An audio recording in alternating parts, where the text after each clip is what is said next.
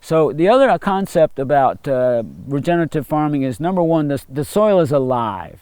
And what we're trying to do is keep it alive and make it more alive. And the another concept about this, the law of the return, is that we keep putting back in the natural ingredients that keep then turning into organic stuff. And part of that has to do with what we call closed loops or closed loop systems. And the closed loop systems has to do with, well, one of the things here at the ranch is there are oak trees that fall down up here, so we then cut them into firewood and we split them. And then we use them in our wood stove, and then we gather the ashes and the charcoal from the wood stove, and we mix that in with our amendments into the garden. So interestingly enough, wood ashes have potassium.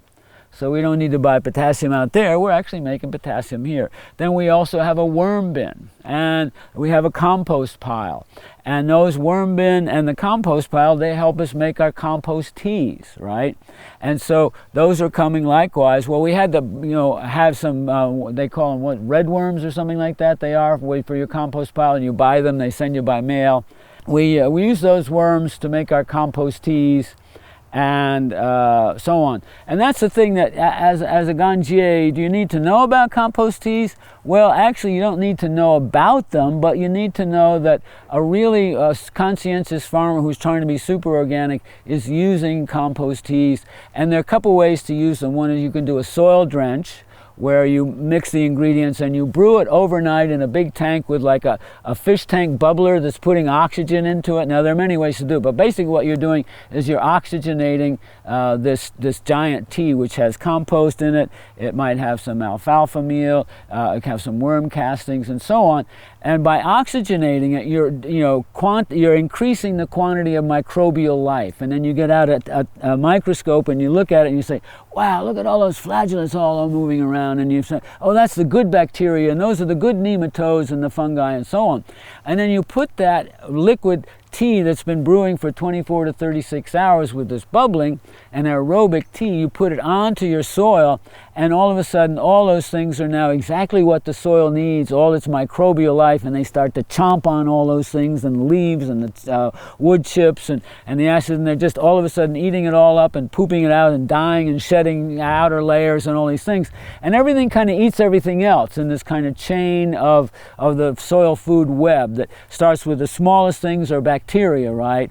And they, I have a spoonful of soil, and we found that, God, it could have 4 million bacteria in just a couple of spoonfuls of soil.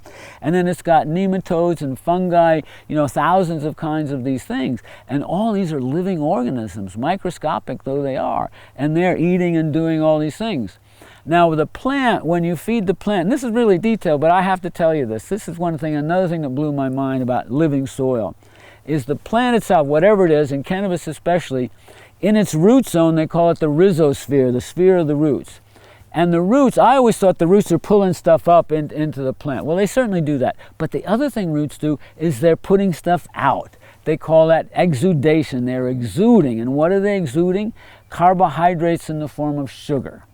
Because fungi make these thread-like trails called hyphae, but they need carbon to do it, and they don't make carbon. They have to get carbon. Where do they get it from? They get it from the pot plant that's putting it out, right?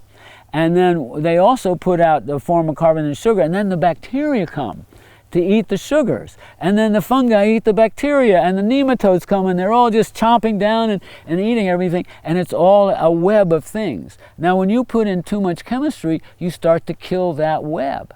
So we're in the beginning, if you have a soil that's had a lot of chemistry, you're going to have to purify it over time.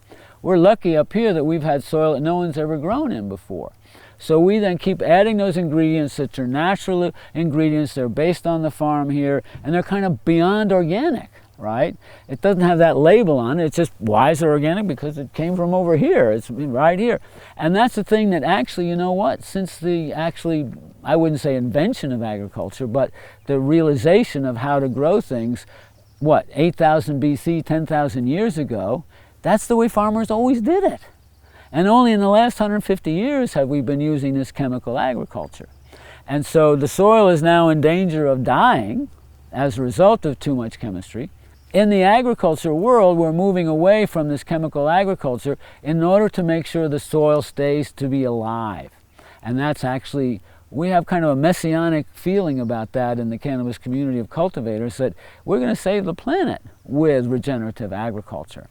And it has a history, as I said, with Rudolf Steiner and with the Rodali Institute and so on. Another thing that you do when you have regenerative agriculture is you are part of carbon sequestering. Now, isn't that fancy? Carbon sequestering is when we're putting carbon back into the soil instead of burning it and making smoke and having CO2 in the atmosphere. When we wood chip stuff and we put it on the cannabis garden, that carbon that's in the wood chips now is in the soil, and it's going to deteriorate and rot and so on and so forth, be eaten by various things, and eventually it'll start feeding the plant. But it's not going to turn into gas of carbon dioxide to go into the atmosphere. So regenerative farming is a process where all plants, and cannabis in particular, is able to take CO2 and various things. Actually, the plant takes water and it breaks the hydrogen and the oxygen together and releases oxygen out into the air. And then it uses the hydrogen and the carbon and so on to make the sugars. And we want to keep that process going so that actual regenerative agriculture is then replenishing the vitality and living soil and the oxygen. And actually, let me say this. If you have a customer who's a super environmentalist, and you're going to say, well, do you want this crop that's grown with all this chemistry? Maybe organic still, but, or do you want this crop that's grown with regenerative farming and has almost not even a carbon footprint? It's a negative carbon footprint because we're sequestering carbon in the soil. And that might be a thing, well, maybe this one gets you just as stoned and maybe it smells real good, but this one over here also gets you really stoned and smells really good. In fact, really smells better, right?